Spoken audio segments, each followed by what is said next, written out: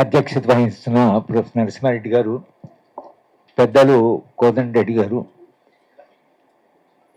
మిత్రులారా, నేను కూడా ఒక రైతు కుటుంబం నుంచి వచ్చిన వాడిని. గతంలో కూడా మనం కలిసి మాట్లాడుకుంటున్నప్పుడు కొన్ని విషయాలు మాట్లాడుకున్నాం. అప్పుడు కూడా కొందరు మహిళలు మాట్లాడారు. మొత్తంగా దేశంలో వ్యవసాయ రంగము తీవ్రమైన సంక్షోభంలో ఉన్నదన్నమాట వాస్తవం. ప్రొఫెసర్ నరసింహారెడ్డి గారు ఈ అంశాల మీద చాలా లోతుగా పరిశీలన చేసిన వాళ్ళు. మేము చదువుకునే కాలంలో అగ్రికల్చరు ఎకనామిక్స్లో వ్యవసాయపు వాటా దేశ ఆదాయంలో 56% దాకా ఉండేది. ఆ వాటా ఇప్పుడు 13-12% పడిపోయింది.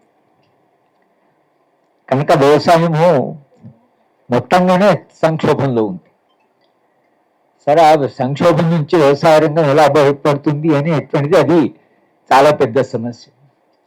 ఆ ఉన్న వ్యవసాయ రంగంలోనే పనిచేస్తున్న వాళ్ళల్లో అతి తీవ్ర సంక్షోభంలో ఉన్నటువంటి వాళ్ళు కౌలు రైతులు.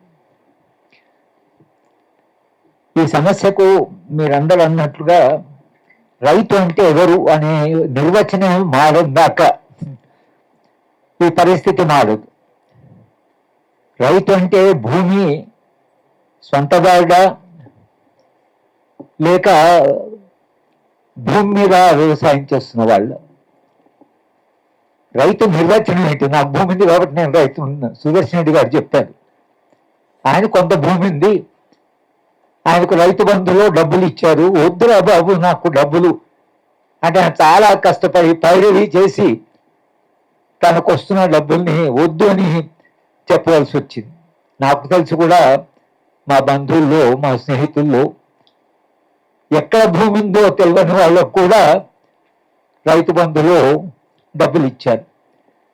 అప్పుడే ప్రభుత్వంతో కూడా చెప్పాను, ఎందుకు అందరికీ డబ్బులు ఇవ్వడం, అసలు గుట్టలు రాళ్ళు ఉన్న వాళ్ళు, వ్యవసాయం చేయని వాళ్ళు, భూమి ఎక్కడుందో తెలియని వాళ్ళు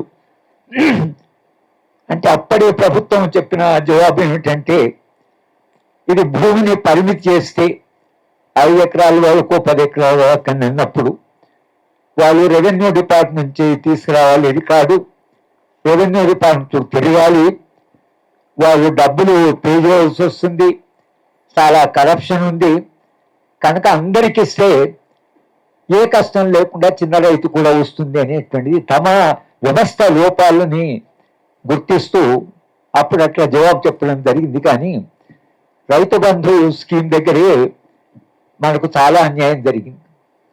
ఎందుకంటే భూమి ఎక్కడుందో, భూమి ఎవరు సాగు చేస్తున్నారో తెలియని, రోజు 24 గంటలు కష్టపడి కుటుంబం మొత్తము ఆ భూమి మీద పనిచేస్తే వాళ్ళకి ఆ భూమి మీద ఏమాత్రమో అంటే మీకు హక్కులు లేవనే మాట ఒకటి, కానీ కనీసం ప్రభుత్వం ఇస్తున్నటువంటి సహాయం ఏదైతుందో ఆ సహాయం కూడా ఇక్కడ హైదరాబాద్లో ఉండి గ్రామాల్లో భూమి ఉన్నటువంటి వాళ్ళకి పోయింది.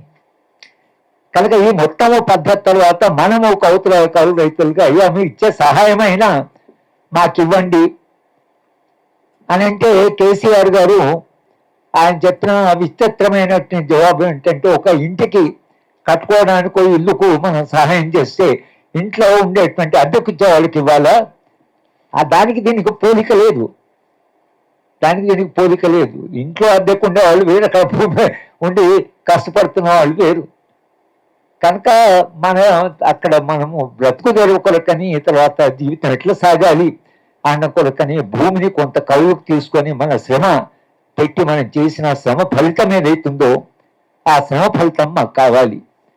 ప్రభుత్వము వ్యవసాయ రంగం సంక్షోభం ఉంది కాబట్టి సహాయం చేస్తుంది, కాబట్టి వ్యవసాయం చేస్తున్న వారికి ఆ సహాయం రావాలి. కానీ వ్యవసాయం చేయకుండా కేవలం భూమి మీద సొంతదారులు అనేటువంటి వాళ్లకు ఈ లాభాలు లేదా ఈ సహాయం చేయడం అనేది ఇది చాలా పెద్ద పొరపాటు అనేటువంటిది మనం చాలా కాలంగా మాట్లాడుతున్నాం. ఇప్పుడు కూడా మనం చెప్పడం ఏంటంటే అది సరైన పద్ధతి కాదు, మీ విధానమే మారాలి. కేసీఆర్ గారు అయితే తెలంగాణ ఉద్యమ కాలంలో ప్రతి దళితులకు 3 ఎకరాల భూమి ఇస్తా అన్నాడు. మనం కూడా చాలా ఆనందపడ్డాం. ఎందుకంటే ఇప్పుడు కౌలు రైతుల్లో చాలా మంది ఎస్సీ, ఎస్టీ, ఓబీసీలో ఉన్నారు. కనుక ఒకవేళ భూమి ఆయన 3 ఎకరాల భూమి ఇస్తామని చెప్పి తీరా అధికారంలోకి వచ్చిన తర్వాత భూమి లేదని చెప్పాడు. భూమి లేదు కాబట్టి భూమి ఎక్కడి నుంచి పంచాలి అన్నాడు. భూమి లేకపోయినా ఇంట్రెస్టులు మీరు భూమి యొక్క అంటే ఆ సీలింగ్ని ఎట్లా నిర్వచిస్తారనే దాన్ని బట్టి ఉంటుంది, కానీ భూమి లేకపోయినది కాదు. తప్పకుండా తెలంగాణ ఒక్కరు నిజంగానే భూ సంస్కరణ చేయాలి అన్నప్పుడు అందరికీ కొంత భూమి ఇచ్చేటువంటి అవకాశం ఉంది. దానికంటే మించి అసైన్ల భూమి ఏదైతుందో దాన్ని కూడా తీసుకోవడం జరిగింది.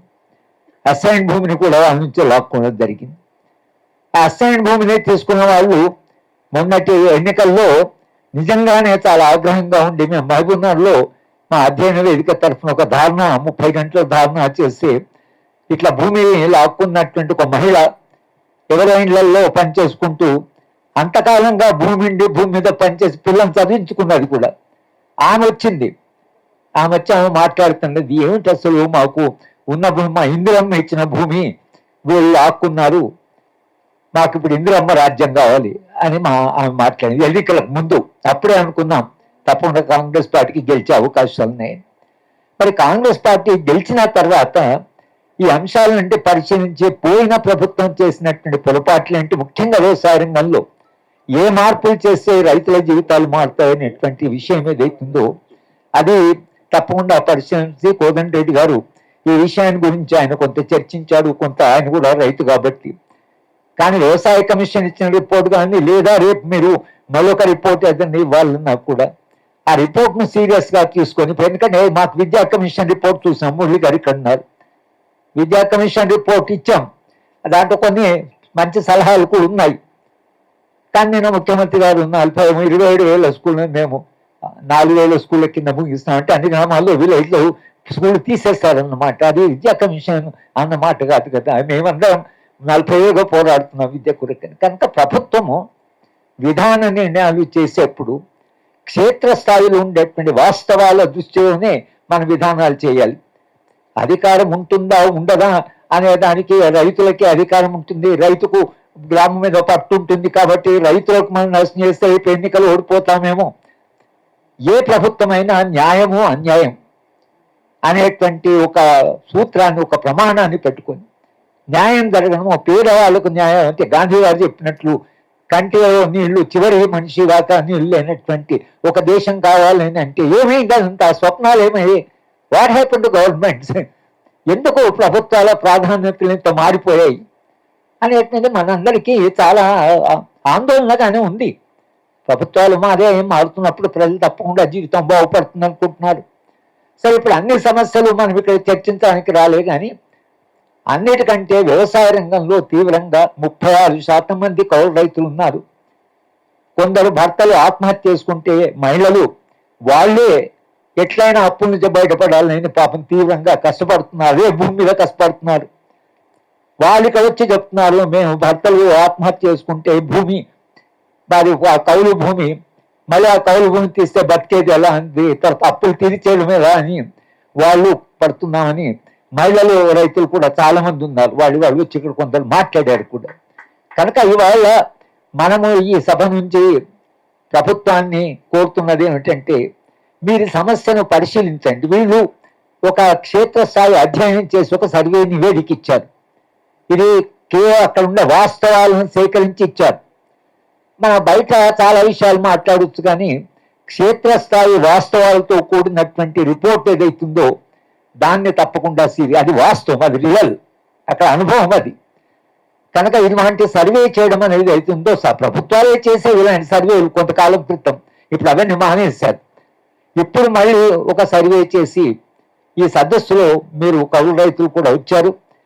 మనము ఈ నివేదికను సమర్థిస్తూ, అలాగే కోదండరెడ్డి గారు ఆయన కొంత ఆలోచించే మనిషి, కొంత స్పందించే మనిషి కాబట్టి ఆయన స్వయం ఇక్కడికి వచ్చాడు. అగ్రికల్చర్ కమిషన్ చైర్మన్గా చూద్దాం మరి వీళ్ళేమంటున్నారు, వాస్తవాలు ఏంటి, మనం ఇంకా ఏం చేయొచ్చు. సరే, ఆయన చెప్పినవన్నీ ప్రభుత్వం వింటున్నారు, అదొక సమస్య. కమిషన్ వేస్తే కమిషన్ ఇచ్చిన రికమెండేషన్ ఒప్పుకోవడానికి మళ్ళీ ప్రభుత్వం అది దానికి ఆలోచించాలి. కమిషన్ వేస్తామని మన బాధ్యత, పెద్ద మనిషి రిపోర్ట్ ఇచ్చారు, దీన్ని అంగీకరిద్దామనే పరిస్థితి కూడా లేదు ఇప్పుడు వాళ్ళు.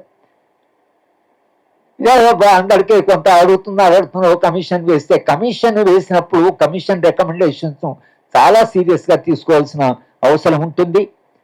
కనుక మనము అనడం ఏంటంటే రైతు అంటే భూమిని సాగు చేసేవాళ్ళు, దానికి ఇంకా వేరే నిర్ణయం లేదు. ఎవరు భూమి మీద ఉండే కష్టపడుతున్నారో వాళ్ళని గుర్తించాలి. అది గుర్తింపు కార్డు ఇవ్వమంటున్నారు. మమ్మల్ని కూడా రైతు అని ఒక కార్డు ఇవ్వండి. నేను కాదు, బ్యాంకు దగ్గర పోయినా ఎక్కడ పోయినా ఒక కార్డు అడుగుతున్నారు. మాకు ఆ కార్డే లేకపోతే అది గుర్తింపే లేదు కదా. మేము కష్టపడుతున్నాం, పంటలు పండిస్తున్నాం, కానీ మాకు గుర్తింపు లేదు కదా. మాకు గుర్తింపు ఇవ్వండి. అలాగే సహాయం చేస్తే మాకు ఆ సహాయంలో వాటా లేదా మాకు ఆ సహాయం చేయండి. ఈ డిమాండ్స్ ఏవైతున్నాయో ఇవి చాలా మానవీయమైనటువంటి డిమాండ్స్. కనుక ఇవాళ ఈ సభాముఖంగా ప్రభుత్వాన్ని మరొకసారి, కాంగ్రెస్ ప్రభుత్వాన్ని, ఇంకా మీకు 2 ఏళ్ళు మిగిలాయి. ఈ లోపల ఎంత మంచి చేయగలిగితే అంత మంచి చేస్తేనే రేపు ఎన్నికల ఫలితాల్లో భిన్నంగా ఉంటాయి. లేకపోతే ఎన్నికలు ఒకసారి జరిగితే భూకంపం లాగా దేశవ్యాప్తంగా చూస్తున్నారు ఎట్లా ఓడిపోతున్నారు. అటు కాకుండా ఏ సమస్యను మనం అడ్రస్ చేస్తే రాజకీయంగా కూడా మనకు కొంత ప్రయోజనం ఉంటుంది అనేటువంటిది. ఉట్టి 4th సిటీ అని, అర్బన్ డెవలప్మెంట్ అని, మూసి ఇవన్నీ సరే అవసరమే కావచ్చు, కానీ ప్రయారిటీస్, ప్రాధాన్యతలు ఏమిటి అనేటువంటి దాన్ని బట్టి ఈ సమస్యను ఒక ప్రాధాన్యత కలిగిన సమస్యగా గుర్తించాలని మనం డిమాండ్ చేస్తున్నాం. ప్రభుత్వం తప్పకుండా వినాలి అని కూడా మనము ఈ సభాముఖంగా అడుగుతున్నాం. నాకు ఈ అవకాశం ఇచ్చిన మిత్రులకి నేను ధన్యవాదాలు.